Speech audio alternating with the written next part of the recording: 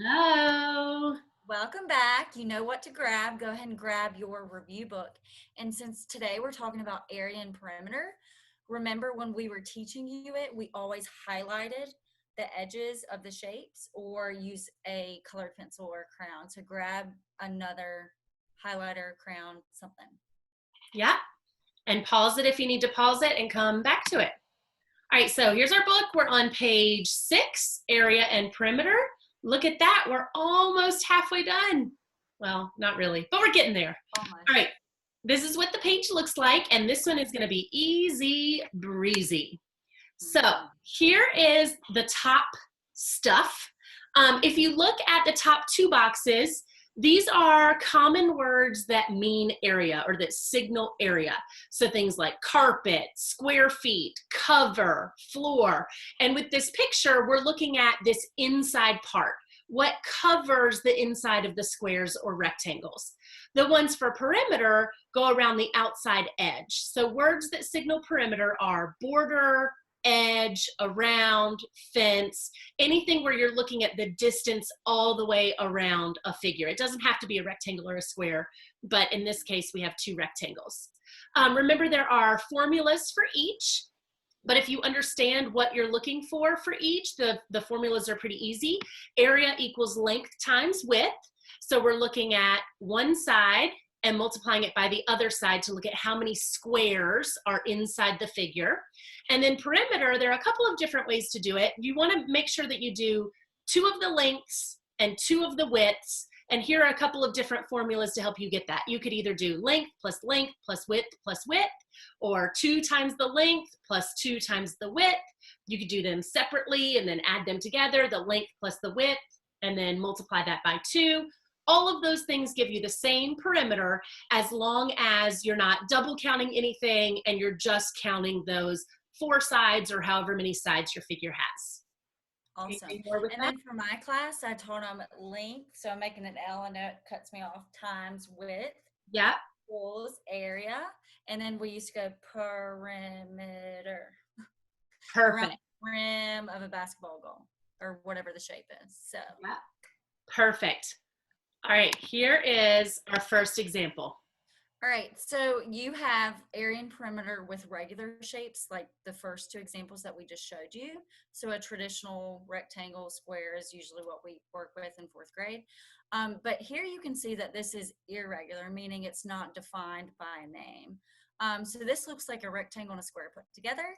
And you'll notice that, or you'll think back to when we first taught you this, that sometimes all of the sides are given and sometimes there's some blank ones. And on your paper, you can see that it's blank, but we've kind of already highlighted and filled it in. So the first thing you do when you see a shape is count the sides. And then that'll tell you how many sides are missing. So this says 1, 2, 3, 4, 5, 6, 7, 8. Did I count that right? Yeah. Okay. So, and I highlighted 1, 2, 3, 4 parts of the shape that were blank. So we're already given the 3 and the 3 at the top. So first you have to figure out what's missing. That will give you the perimeter of the shape. So that's what we're going to look at first. Okay, so this is going to kind of be hard to explain without like pointing. Right. You can see the 3 at the top part and the side. That looks like a square. It is a square, so we know the other missing side, which is right there, is also a 3. So we're filling that in. Great. And then now we're going to look at the bottom of the shape where it says 9 inches, so that big bottom line on the rectangle. And that whole bottom part is 9 inches. And you can see how we color coded it. Do you remember how we did that? So if that is horizontal, then you're tracing the other horizontal lines. Trace them green like we just showed you. So the whole thing is 9. We already have the 3 on the top and then the 3 on the side. So 3 plus 3 is 6. 9 minus 6 is 3. So the other part right there must also be 3. And then you check 3 plus 3 plus 3, or 3 times 3 is 9. And then I think the last part is the 2. So there again, notice that is a vertical line. So that vertical line is that pink color. And then we're tracing the other vertical line of this shape in that pink color. So that must be 2 inches. And we've covered all of the sides. So now we can add them all up. And you'll see here when we added on P equals 15. So there is 1, 2, 3, 4, 5 threes, 15, plus 2 twos, which is 2 plus 2 is 4. So that's where we got the 15 plus the 4. And then you're left with the 9. And I love how we went through and kind of checked it off and marked off each side, because it's really easy when you have a giant shape like this to forget a side, and then your whole perimeter will be wrong. So 15 plus 4 plus 9 is 28 inches. Notice you include the label. Do you want to do the area? Sure, if you want me to. Hopefully that made sense. That was So once you find all the missing sides, the area becomes really easy as long as you're just looking for the length and the width of the shape. So you've got to take them as 2 separate shapes, like Mrs. Moore said. So we cut it right here so that there's kind of a top box sitting on top of a bottom box. So I'm going to look at just this top box. Like Mrs. Moore said, this is a square. I have 3 inches by 3 inches. I'm looking at the vertical line and the horizontal line. Well, I know area equals length times width. So 3 times 3 is 9. So I wrote that formula in there and then put my answer with a circle around it, because at this point I've got lots of numbers everywhere. So I want to make sure I know that that square has an area of 9. Down here, if I picture this rectangle being by himself, my horizontal line is this 9. It goes all the way across. I don't want to use this 3 because then I'm missing this huge part over here. So I need to use the 9 that goes all the way across, and then the 2. So 9 times 2 is 18. So the area of this bottom piece would be 18. Then I have to take the area of both pieces and add them together. So 9 plus 18 gives me 27. And remember that I have this little 2 floating in the air. That means inches squared, because I'm really looking at how many squares are in here. So when I do an inch times an inch, it becomes inches squared. So for area, I always have to square my units, and I always have to write my units, because there's a big difference between an inch and a mile. So I've got to make sure that I label my units so that my person looking at my shape knows what units we're using. Yes. And you can see just with that one problem, there's a lot of steps. So take it slow, check your work. Yeah. And just be careful as you follow through on those steps. Perfect. All right, so this one's a little bit nicer because, like Mrs. Moore said, if we count all the sides, this one has 1, 2, 3, 4, 5, 6, and I also have 6 numbers. So I'm not missing any sides on this one, which is great. So for perimeter, all I have to do is add up those sides and keep track of what I've used. So right here, the 6 and the 6 gave us 12. Sometimes if we list all 6 numbers, we get a little bit confused. So if you can combine any of them, I think it's fine to do so as long as you keep up with what you're doing. So 6 and 6, I put a little check mark, gives me the 12. Then I had 11 all by himself over here. And then all these numbers, if I put them together, 5 and 4 is 9, plus 2 is another 11. So I could stack my numbers up so that my 1s went together, my 10s went together, and I got 34 centimeters as my perimeter. Awesome. You want to All do right. I love when it is easy like that. So checked, we did all of that. All right, so that leaves us the area for this one.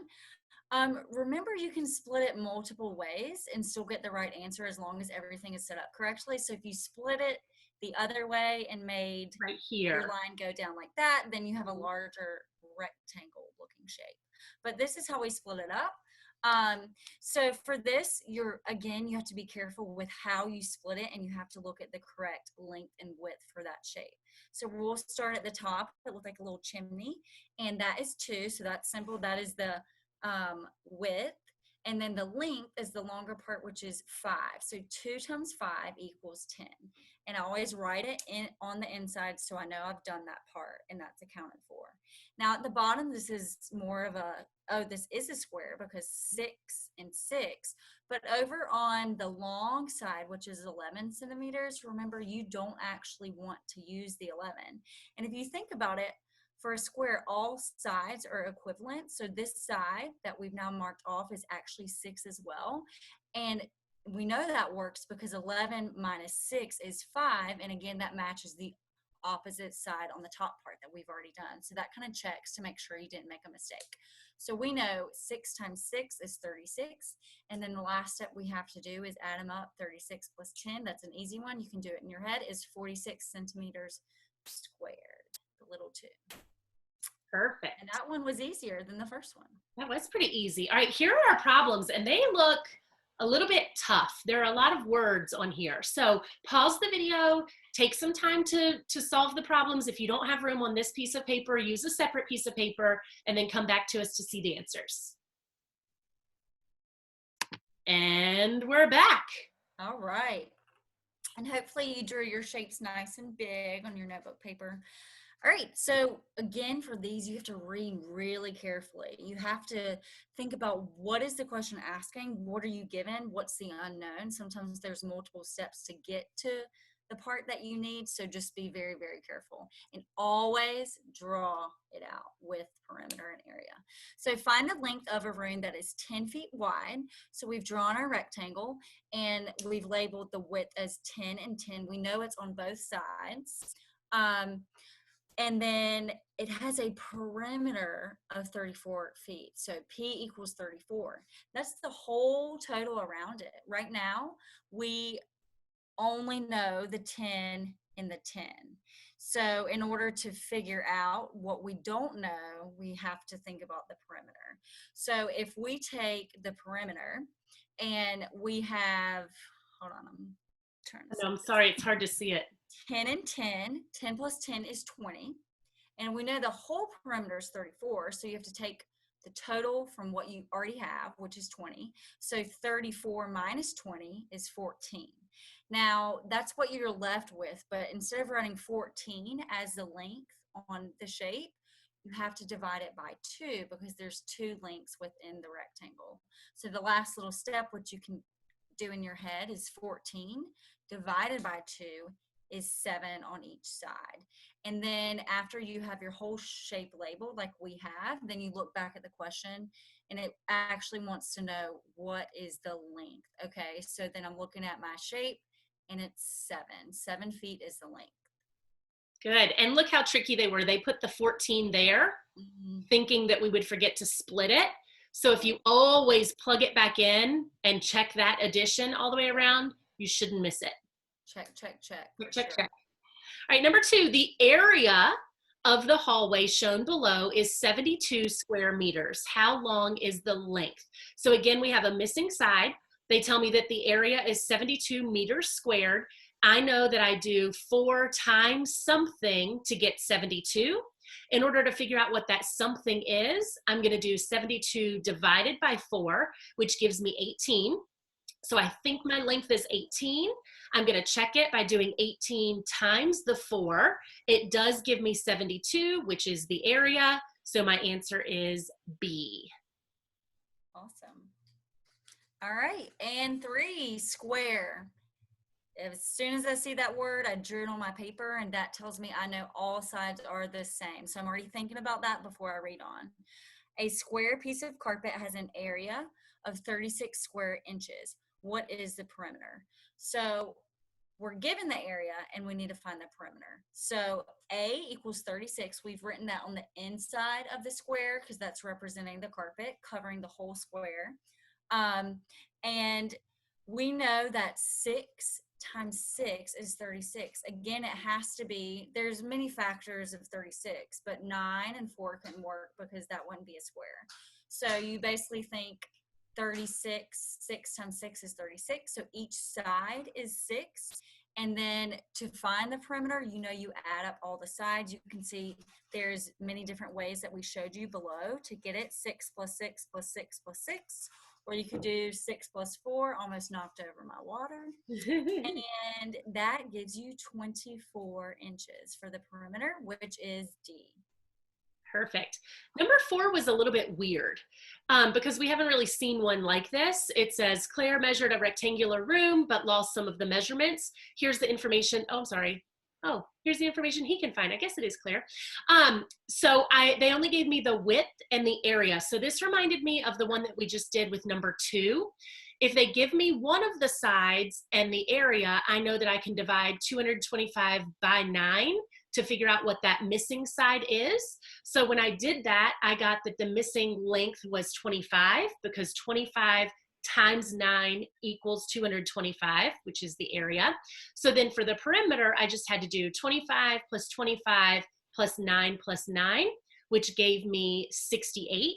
So I filled it out in my chart, and then I just looked at A, B, C, and D and matched up which one gave me a length of 25 and a perimeter of 68. Awesome. Yeah, so for that one, use the answer choices to help you see which one works. Yep. All right, we're on number 5. The branch is a yard long, so I'm thinking of like a tree branch.